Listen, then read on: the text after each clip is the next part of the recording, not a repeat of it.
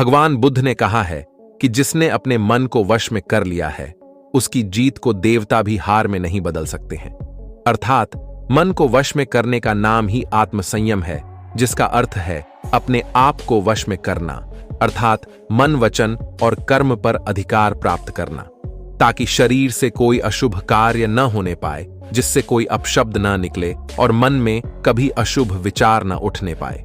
यदि मनुष्य अपनी इंद्रियों का प्रयोग उचित ढंग से करता है तो ही वह मनुष्य कहलाने का अधिकार रखता है।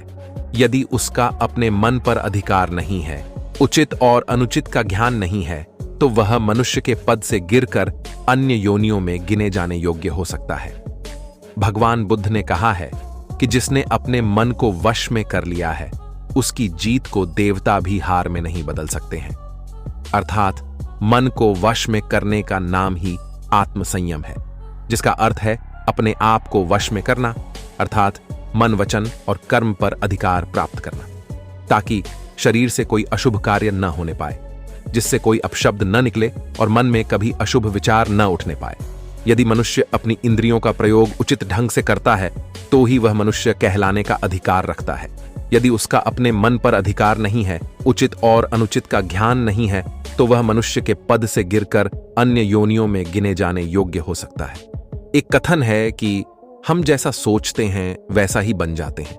वास्तव में यह विचार नहीं, अपितु विचारों का संसार है।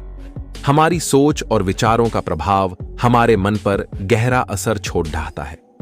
मनुष्य के मन में विचार ही बार बार उभर कर आते हैं, जो मनुष्य को दिशा देने का काम करते हैं।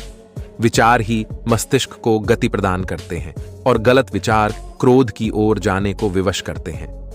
यह हमारी भूल है कि हम सोचते हैं कि वचनों की कोई शक्ति नहीं है। संसार में जो भी हुआ, जो भी हो रहा है और जो भी होगा, सब हमारे कर्म के प्रभाव से हुआ है, और जो हो सकता है और आगे जो होगा वह कर्म की शक्ति से होता है, वह विचारों की शक्ति होती है। यदि हमारे अंदर आत्मसंयम नहीं है तो आत्मिकता का धन हमारे हाथ नहीं आ सकता है। हम इंद्रियों के जाल में फंसकर पहले तो निर्मल होंगे, फिर अपमानित होते हुए पहले अपना अनिष्ट करेंगे और फिर किसी और का करेंगे। ये सच है कि जो लोग दूसरों के लिए सोचते हैं, उनका मन विश्वासपूर्ण विचारों का स्रोत है।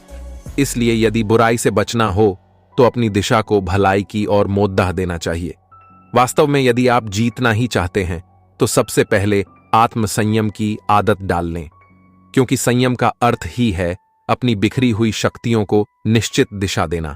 मान लीजिए जिस कार्य को नहीं करना है, और जब उसे ही करने के लिए मन आकर्षित करता है तो आप उसे प्रयासपूर्वक रोकने के लिए मन बना लें। उसे ही आत्मसंयम कहते हैं। संयम का अर्थ है जब आकृति, आकर्षणों की ओर जाने के लिए हमारा मन सहज रूप से रुक जाए। गांधी जी ने कहा था कि अनुशासन और बलिदान के बिना मुक्ति की आशा नहीं की जा सकती है। लेकिन यह बात भी सच है कि लोग अक्सर गुस्से में विवेक शून्य होकर तुरंत अपने आत्मसंयम को गुस्से में खो देते हैं। यह सच है कि समय बीतने के साथ लोगों के आत्मसंयम में भारी कमी आई है। इसके गंभीर परिणाम सामने भी आए हैं। इसलिए आत्मसंयम की उपयोगिता को किसी भी हाल में कम नहीं आंका जा सकता है। लेकिन यह भी सच है कि शुरुआत में आत्मसंयम का मार्ग थोड़ा कठिन लगता है। अर्थात मन को वश में करने का नाम ही आत्मसंयम है। मनुष्य को मिली हुई शक्तियों को निश्चित दिशा देना संयम कहलाता है। प्रिय मित्रों, आशा करता हूं कि आपको हमारी यह वीडियो पसंद आई होगी। अगर पसंद आई है तो वीडियो को लाइक करने के साथ साथ अपने मित्र और परिवारों के साथ शेयर जरूर करें, और ऐसी ही प्रेरणादायक जानकारी के लिए सब्सक्राइब करें हमारा YouTube channel inspire morning life.